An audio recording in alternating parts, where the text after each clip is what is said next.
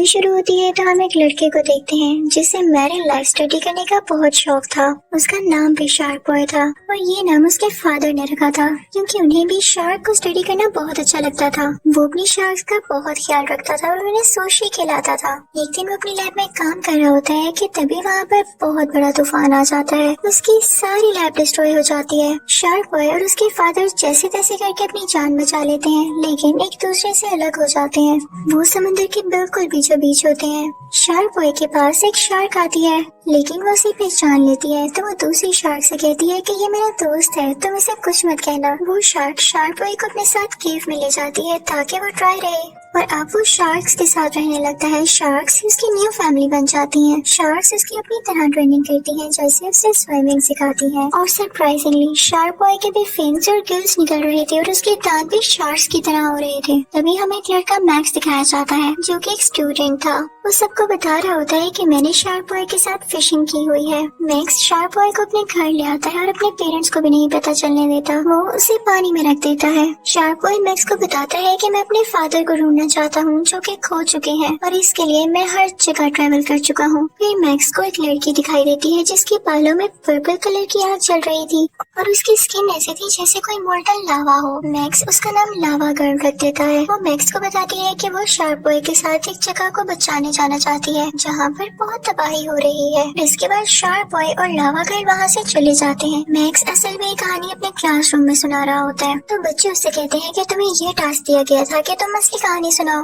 तो मैक्स कहता है कि ये कहानी असली ही है, सिर्फ एक लड़की इस पर बिलीव करती है लेकिन बाकी सारी क्लास कहती है कि अगर वाकई तुम सच्चे हो तो किसी दिन शार्क बॉय और लावा गर्ल को हमारी क्लास में लेकर आओ। मैक्स कहता है कि मैंने उन्हें काफी अरसे से नहीं देखा, वो कहीं चले गए हैं। तो सारी क्लासेस का मजाक उड़ाने लगती है। मैक्स अपनी डायरी में लिख लेता है कि नो ड्रीमिंग यानी आइंदा से कोई ख्वाब नहीं देखेगा वो, न ही किसी से ये बात शेयर करेगा। उस डायरी में उसके बाकी सारे ड्रीम्स थे जो वो चाहता था कि उसकी लाइफ में ये पूरे हो। लेकिन जैसे वो अपने क्लासरूम से बाहर आता है तो वही स्टूडेंट्स उसका मजाक उड़ाने लगते हैं और उससे उसकी डायरी छीन लेते हैं। वो घर आता है और सो जाता है। अगले रोज जब उसकी आंख खुलती है तो उसे शार्क्स के प्रिंट नजर आते हैं। जब वो नीचे जाता है तो ऐसे लगता है जैसे शार्क बॉय और लावा गर्ल उसके घर आए थे और जैसे वो कुछ खा कर गए हों। लेकिन अभी भी पूरी तरह से सुबह नहीं हुई थी तो उसकी मॉम उसे कहती है कि जाओ दोबारा सो जाओ क्योंकि तुम्हें सुबह स्कूल भी जाना है। लेकिन मैक्स का दिल स्कूल जाने को बिल्कुल नहीं करता।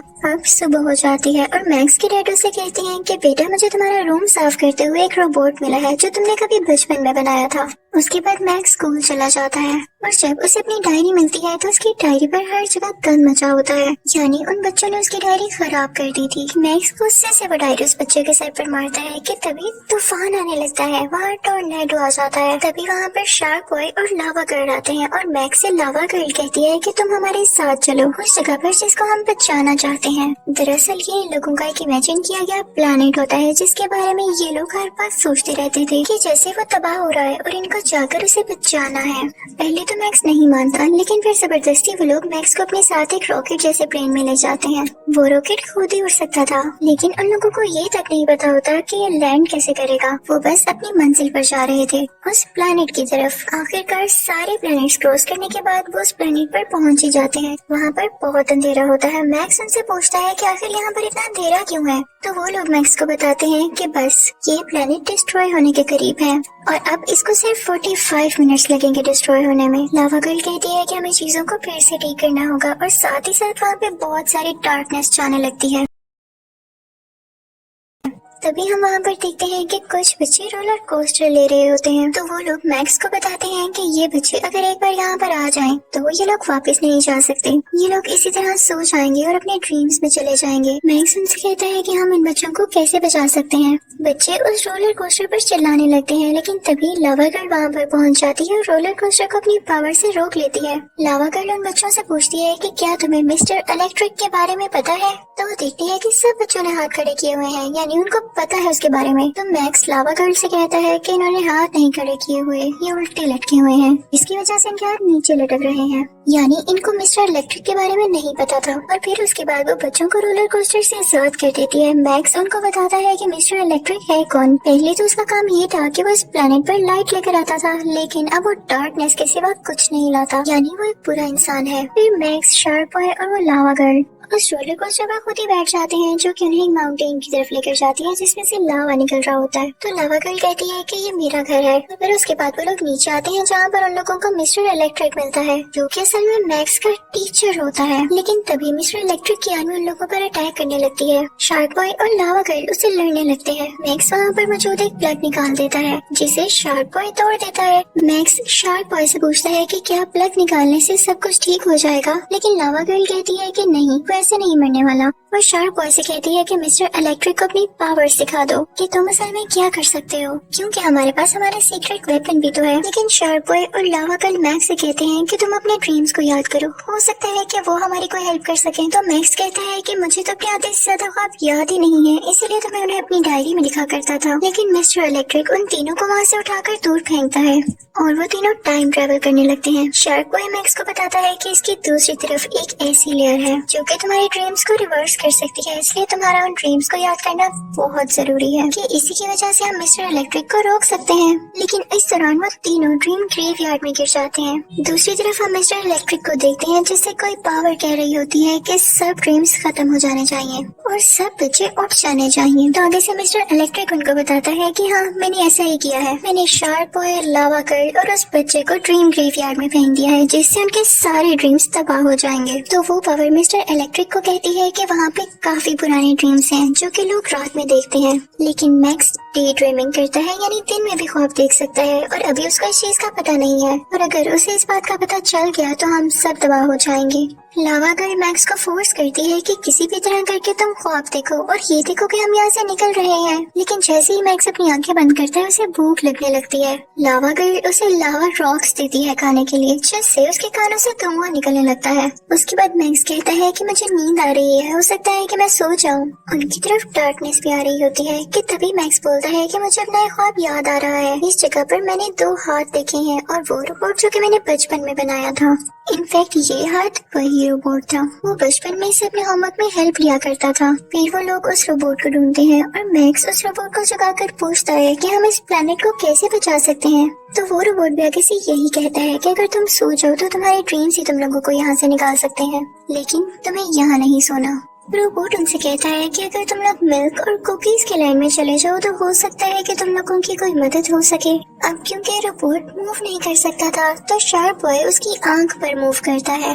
रोबोट उनको बताता है कि कुछ ड्रीम्स इतने असली होते हैं कि वो वाकई में रियलिटी में बन जाते हैं। जैसे ये शार्क बॉय और लावा गर्ल, वो तीनों रोबोट की आंख और मुंह पर ट्रेवल कर रहे होते हैं और वो लोग ट्रेन ऑफ थॉट पर भी पहुंच जाते हैं। अब मिल्क और कुकीज की लाइन में पहुंचने के लिए वो लोग ट्रेन से जंप कर देते हैं। शार्क बॉय बताता है कि हमारे पास सिर्फ और सिर्फ 20 मिनट है इस प्लेनेट को बचाने के लिए। वहाँ पर बड़ी बड़ी कुकीज लगी होती हैं, जिसको देख के लावा गर्ल कहती है कि इसको खाने वाला भी जरूर बहुत बड़ा होगा। कि तभी वहाँ पर 2 जायंट आते हैं जो उन कुकीज को खाने लगते हैं। तो वो लोग उन पर से जंप लगा के पेस्ट्री पर आ जाते हैं। ये इनफैक्ट मैक्स का एक ड्रीम था, तो वो सोचता है कि ये दोनों जायंट तो मेरे पेरेंट्स जैसे लग रहे हैं।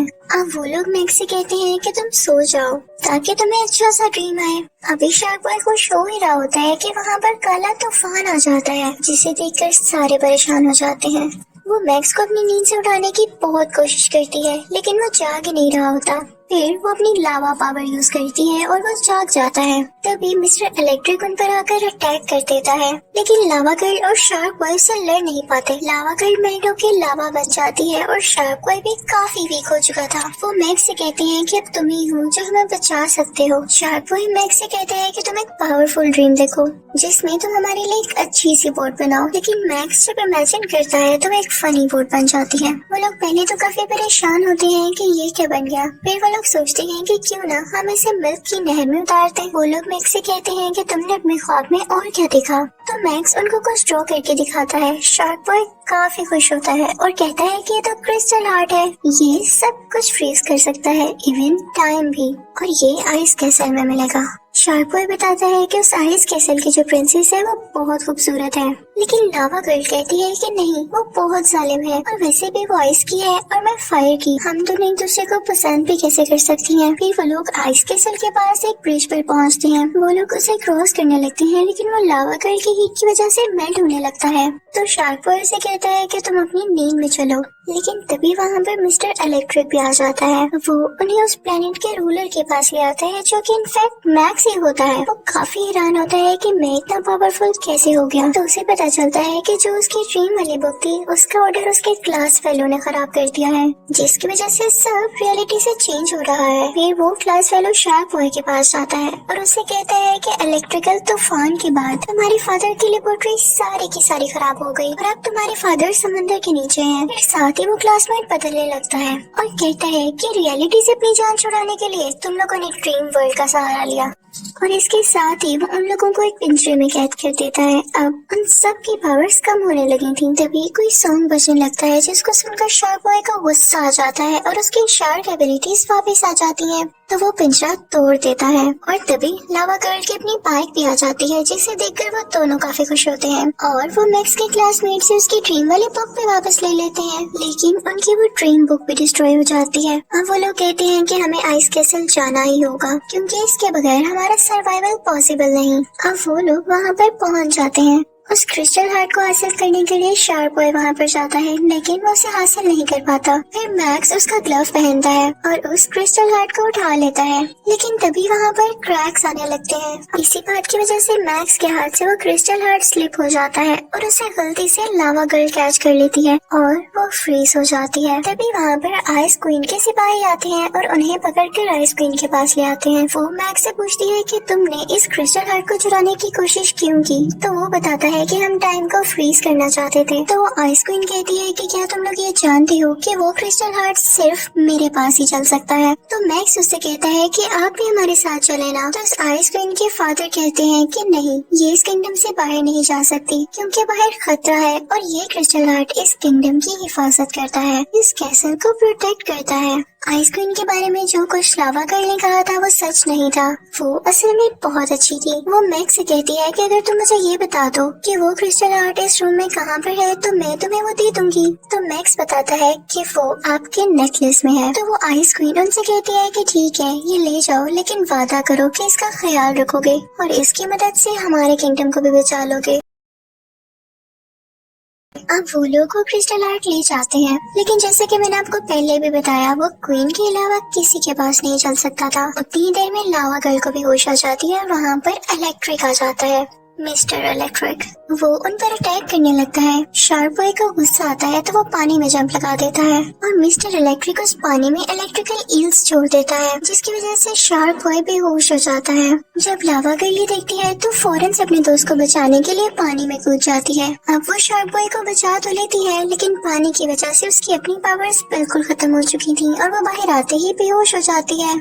मैक्स सोचता है कि सब मेरी वजह से हुआ। अगर मैंने कोई अच्छा ड्रीम देखा होता तो आज ये न होता। तभी शार्क बॉय को जब होश आता है तो वो लावा गर्ल को लावा की तरफ फेंक देता है, यानी वोल्केनो की तरफ, जहाँ से लावा गर्ल अपनी पावर्स रीगेन कर लेती है और ये काफी अच्छा आइडिया था। इस सब सिचुएशन की वजह से मैक्स भी अब काफी स्ट्रॉन्ग हो चुका था और अब वो बन चुका था डे ड्रीमर, यानी दिन में भी वो ख्वाब देख सकता था।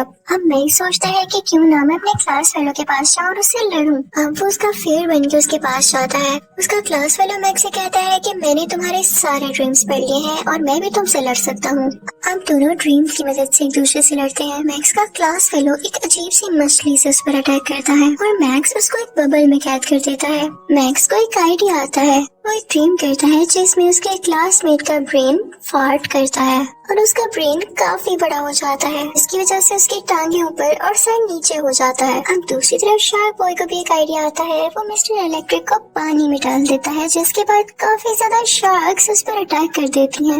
उतनी देर में मैक्स अपने क्लासमेट से कहता है कि देखो, दुश्मनी से कुछ हासिल नहीं होने वाला, हम लड़ेंगे तो मर जाएंगे, लेकिन यही अगर हम मिलकर रहें, अगर एक दूसरे के साथ मिलकर इस दुनिया को बचाएं तो देखो रियलिटी भी अच्छी बन सकती है। मैक्स उसकी तरफ हाथ आगे बढ़ाता है सुलह करने के लिए, लेकिन उससे पहले उसका क्लासमेट नीचे गिर जाता है। लेकिन मैक्स उसे बचा लेता है और उसे कहता है कि देखो, दूसरों के ड्रीम्स में मत आओ, इस तरह से दूसरों के ड्रीम्स खराब होते हैं और रियलिटी पर भी बुरा असर पड़ता है। इसी तरह लावा गर्ल के पास लाइट पावर आ जाती है और shark boy king of ocean बन जाता है।